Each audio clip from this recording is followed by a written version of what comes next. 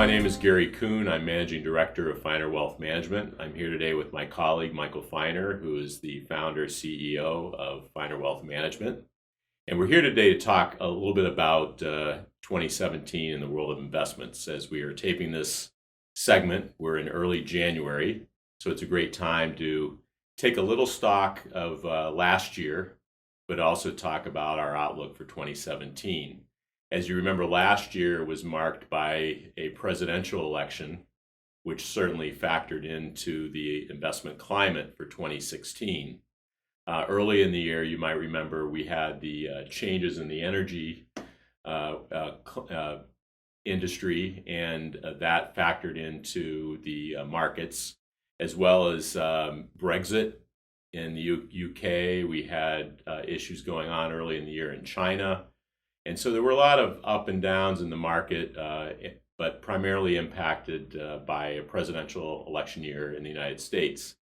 We felt that there would be that kind of volatility through the year, and that after the election was over, that there was an opportunity for the markets to have a nice positive result near the end of the year, which is what happened. And that's carried forward into the beginning part of 2017.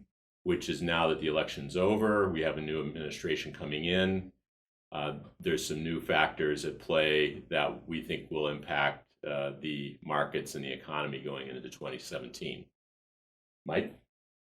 Thanks, Gary.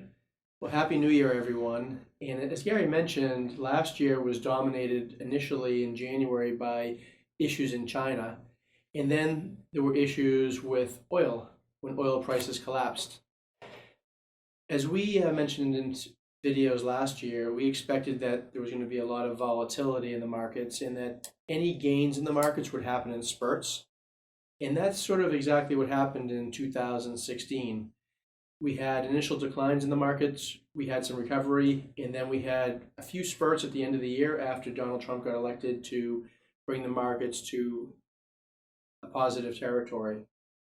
In 2017, we expect less geopolitical turmoil in the sense of China or commodities like oil, and we expect things to be dominated more so by the consumer spending. We expect that the animal spirits that have been created by the new elections, with potential lower taxes and less regulation, to create more aggregate demand in the macro economy for the consumer. The consumer makes up over 70% of gross domestic product, so with that we expect increased demand. We also expect increased corporate profits from domestic U.S. companies. We didn't hear very much last year in 2016 about profits because we were dominated by geopolitical events, but we do expect corporate profits to be strong in 2016 because of this aggregate demand. With that, we also expect steady commodity prices to include oil, possibly even going up. And the only risk factor that we're foreseeing in 2017, aside from the normal volatility which we expect, is rising interest rates. We do expect interest rates to increase slightly in 2017. And with that, that will put some pressure on bond prices and some pressure on certain portions of the economy. But overall, I think we expect a positive increase to the stock market, although it will be very volatile and it will be very choppy. And we'll be watching closely what happens in Washington, D.C. Obviously, there's an expectation of fiscal stimulus, as Mike mentioned, in the area of tax reform, both at the corporate level as well as the individual level, which should help sort of go through the economy and assist the consumers. But also infrastructure spending. And again, that's going to take time. And with the appointments of the new administration coming to the fore as we speak, in parallel, the Congress, along with the new administration, is working on these programs. And so a little bit of the political risk is that the assumption is that at least a certain part of these programs will be implemented in a reasonable time frame, and the market should react positively according to that. Definitely. The other factor that we're considering throughout the year is that the US dollar has been incredibly strong over the last several years. We do expect that trend to continue. And in fact, if you travel to Europe There may even be parity with the euro, or the dollar may exceed the 1-to-1 ratio with the euro.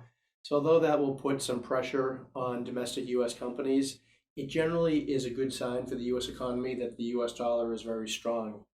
But that will be a big consideration with interest rates as well to look at in 2017. And we'll continue these updates from time to time as the year goes on. And please look for these at our www.finer.com website. And thank you for tuning in.